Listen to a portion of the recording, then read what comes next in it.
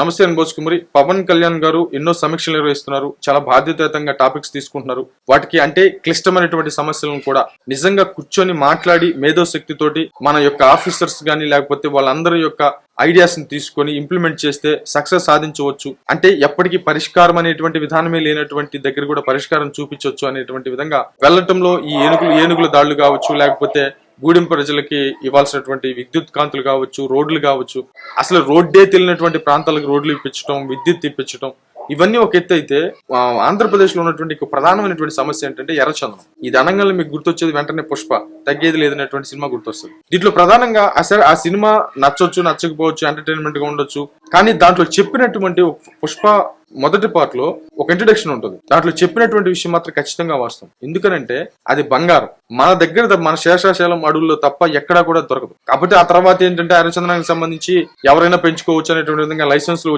ఇచ్చేసారు, అది ఓకే. కానీ కొన్ని చోట్ల పెరుగుతాయి, ఆ క్వాలిటీ అయితే కంపల్సరీ వస్తుందో లేదు తెలియదు, కానీ అక్కడ మాత్రం శేషాశైలం అడవుల్లో మాత్రమే ఆ ఎర్రచందనం అనేది దొరుకుతుంది. కాబట్టి మన దగ్గర ఒక పెద్ద ఆస్తి ఉన్నట్టు. కానీ ఆ ఎర్రచందనం యొక్క విలువ తెలుసుకున్న తర్వాత ఆ సినిమాలో ఏ విధంగా అయితే పనికిమాలిన విధానాలని జరిగాయో అట్లాంటి విధానాలు జరిగాయి. ఈ ఎర్రచందనం విషయంలో చంద్రబాబు నాయుడు గారు ఇంతకు ముందు హయాంలో కూడా ఎన్కౌంటర్లు జరిగాయి, ప్లస్ పోలీసుల మీద తిరగబడితే అవన్నీ జరుగుతూ వచ్చాయి. ఎర్రచందనం చాలా వాల్యూ కలదు. కాబట్టి మన ఆంధ్రప్రదేశ్ లో ఉన్నటువంటి ఎర్రచందనం సమస్య కూడా ఒక పెద్ద సమస్య. ఇప్పుడు అటవీ శాఖ మంత్రిగా పవన్ కళ్యాణ్ గారు ఉన్నారు కాబట్టి, అంటే ఆయన అన్ని డిపార్ట్మెంట్లు అదొక డిపార్ట్మెంట్, అదొక శాఖ కాబట్టి ఆయనకి ఇచ్చినటువంటి శాఖలు, కాబట్టి ఆ బాధ్యత కూడా ఆయనకు ఉంది. కాబట్టి ఇప్పుడు ఆయన ఆ ఎర్రచందనం కంట్రోల్ చేసేటువంటి ప్రయత్నంలో పడ్డాడు. పవన్ కళ్యాణ్ గారి చేతిలో ఏది పడినా కూడా అది అయిపోతుంది ఖచ్చితంగా అనేటువంటి విషయం. ఎందుకంటే పవన్ కళ్యాణ్ గారిని ఎవరు విమర్శించడానికి పనికిరారు. ఏదైనా సమస్య ఏదైనా అవ్వాలి అని అంటే అది పవన్ కళ్యాణ్ గారు దిగితేనే అవుతుందని ఒక నమ్మకం అయితే ప్రజలు ఖచ్చితంగా ఉంది. మీకు ఎగ్జాంపుల్ కి చెప్పాలంటే అసెంబ్లీలో బోండా ఉమ్మ గారు చేసినటువంటి కామెంట్స్, మా మాట లేదు ఆఫీసర్స్ అదని చెప్పేసి మాట్లాడితే పవన్ కళ్యాణ్ గారు వెంటనే దాని మీద రివ్యూ పెడితే ఏం బయటకు వచ్చింది అంటే ఆ పరిశ్రమకు సంబంధించినటువంటి వ్యక్తులతో ఈ బోండా ఉమ్మ గారు ఆలోచి పడ్డారు అనేటువంటి విధంగా. వాళ్ళేదో ఈయనకి ఇవ్వలేదు, ఆయనే ముందు వద్దన్నాడు, ఇవన్నీ బయటకు వచ్చాయి కదా. అంటే బోండా ఉమ్మ గారికి కావాలని విమర్శలు చేస్తున్నారు, ఆయన స్వార్థం కోసం అనేటువంటి విషయం తేటతెల్లం అయిపోయింది.